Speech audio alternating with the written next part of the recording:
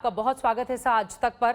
और मेरा पहला सवाल आपसे यही, अब मिल्खा सिंह जी हमारे बीच नहीं रहे, किन शब्दों में आप उन्हें श्रद्धांजलि देंगे, कैसे याद करना चाहेंगे? शायद मेरे पास वो अल्फाज ही नहीं है कि किन अल्फाजों से ऐसे महान खिलाड़ी को मैं श्रद्धांजलि दूं, लेकिन वो कुछ यादें हैं वो मैं आपके साथ शेयर करना चाहता हूं। जी। मैं सेंट जॉन स्कूल में पढ़ता था, तो अक्सर लेक पे मैं भागने जाया करता था। तो मिल्खा सिंह जी वहां सुबह शाम रनिंग करने आया करते थे और पीछे से आवाज हमेशा आती थी, शाबाश पुत्रा शाबाश, हिंदुस्तान ली खेलना फटे चक देने, दैट काइंड ऑफ स्टफ कहकर चले जाते थे। फिर वापस आते थे, शाबाश पुत्र लगा रहे। तो ये अक्सर बहुत साल चलता रहा। और उनको मैंने गोल्फ जब उन्होंने शुरू की तब भी मेरी उनके साथ मुलाकात होती रही, क्योंकि मेरे फादर और मैं बड़े उनके फैन थे और मेरे फादर चाहते थे कि मैंने एथलेटिक्स इसलिए चूज की थी जब मैं क्रिकेट नहीं खेलता था कि मैं मिल्खा सिंह जैसा एक महान एथलीट बनूंगा। ये मेरे फादर का भी ड्रीम था।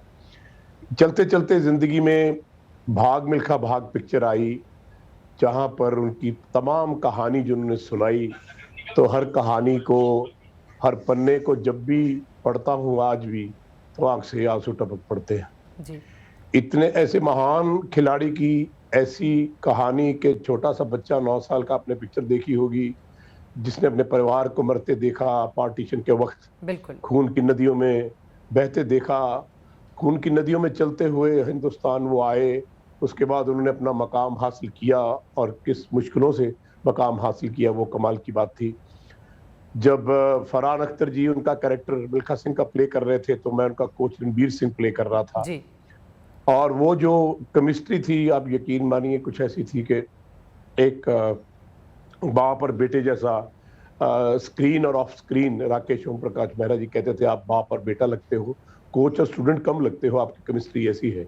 तो मिल्खा सिंह जी बताते थे कि रणबीर सिंह कोच के साथ भी उनकी केमिस्ट्री कुछ ऐसी थी, वो इनको अपने बच्चों की तरह, अपने बेटे की तरह मानते थे। और जब वो ट्रेनिंग भी करते थे तो इस हद तक चले जाते थे कि उनके मुंह से अगर खून भी निकलता था तो वो कहते थे, कोई बात नहीं मिल्खा सिंह, तुम मरोगे नहीं, तुम अपना मकाम पूरा हासिल करके जाओगे, क्योंकि तुम्हारे में दृढ़ता बहुत है, जी। तुम्हारे में डिटर्मिनेशन बहुत है। ये बहुत सारी तमाम यादें हैं जो उनके साथ जुड़ी रही। अब भी कभी कभी मैं अभी उनको कई बार मिलता था तो बोलता था, तो मैं कहा, सर आप तो भाग मिल्खा भाग के बाद सुपरस्टार हो गए हो, अभी आपको सेक्रेटरी रख लेने चाहिए। तो वो हंस पड़ते थे, कहते यार वो जट्टा ने केड़े सेक्रेटरी होते हैं, जट्टा आप ही सेक्रेटरी होता।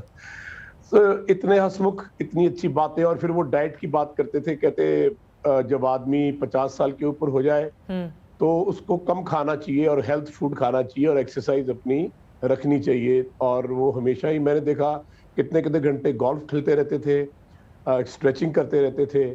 और तमाम वो कहानियां हैं, मैंने उनको देखा है बहुत क्लोजली। बिल्कुल। मुझे अपने बेटा जैसे समझते थे।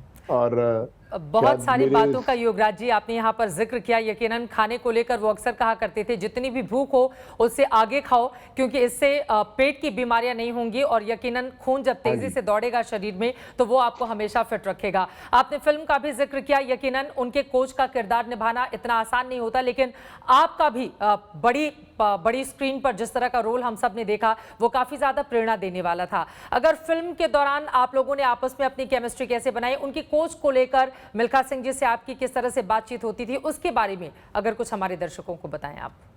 जब ये कैरेक्टर मुझे प्ले करना था तो मैं मिल्खा सिंह जी के पास गया था। तो मैंने कहा, सर मुझे अगर आप 1-1.5 घंटा दे दें तो मैं कुछ डिस्कस करना चाहता हूँ। तो उन्होंने कहा, बेटा बैठो। तो मैंने कहा, रणबीर सिंह जी कैसे थे, उनका स्वभाव कैसा था, उनका कोचिंग सिस्टम कैसा था। तो उन्होंने फड़क से जवाब दिया, कहते जैसे तुम हो वैसे ही थे। तो मैंने कहा, सर मैं समझा नहीं। कहते, मैंने तुम्हें देखा है सेक्टर 16 में, डीएवी कॉलेज में, डीएवी स्कूल में कोचिंग करते, बच्चों को ट्रेनिंग करते, और इतनी हार्ड ट्रेनिंग तुम बच्चों को कराते। मैंने यूवी को तुमने कैसे बनाया वो भी देखा है पर्सनली। बिल्कुल। तो रणबीर सिंह भी ऐसे ही थे, इसी तरह वो ऊंचा बोलते थे और वो टास्क मास्टर बड़े हार्ड थे। और बेशक कुछ भी हो जाए, चोट लग जाए, कुछ भी हो जाए, जैसे मुंह से खून की बात मैंने आपको बताई, जी। तो वो परवाह नहीं करते थे कि तुम ये काम करोगे, तुम्हें करना पड़ेगा। तो वो कहते, जैसे तुम हो, अगर तुम वैसे ही रणबीर सिंह को प्ले करोगे तो मैं समझता हूँ उनसे भी अच्छा प्ले करोगे।